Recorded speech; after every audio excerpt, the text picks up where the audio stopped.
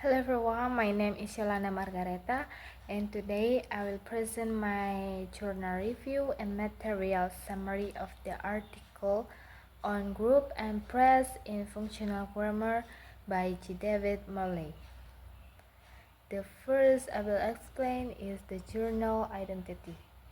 The article was published in Word, volume 55, number 2, 2004. It focuses on grammatical terminology in systemic functional grammar, especially the terms group and press. The next is background and purpose. Morley argues the term group emphasizes from more than function, which is inconsistent with system functional grammar.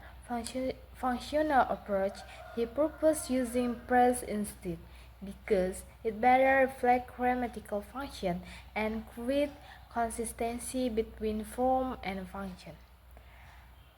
And the next I will explain the summary of the article.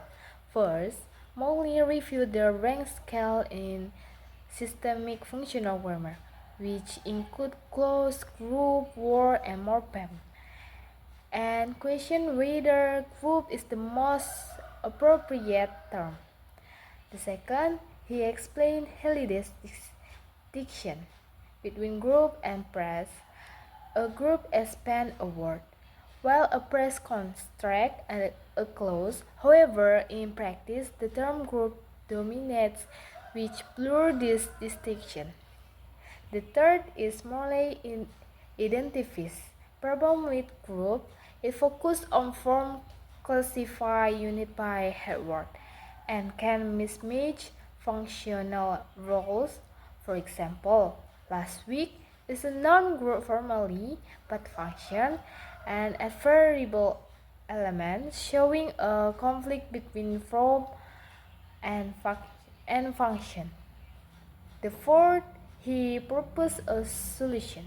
Use word group for form-based classification and press for function-based classification.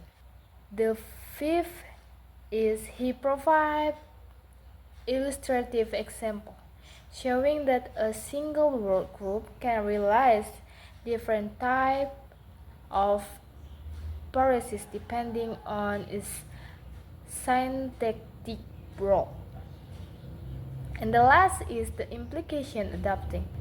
Press for functional analysis improve consistency and better represent the functional orientation of system functional grammar. Okay, and I will explain the strength and the weakness of the article. The article is logical, systemic, and clarifies terminology in system functional grammar. However, it is theoretical dense and may be challenging for beginner students to understand. Okay, and the last, I will explain the conclusion. In conclusion, Morley suggests that press is a more suitable label than group for the intermediate unit between clause and word, improving consistency in grammatical analysis. Okay, that's all for me, ma'am. Thank you for your attention.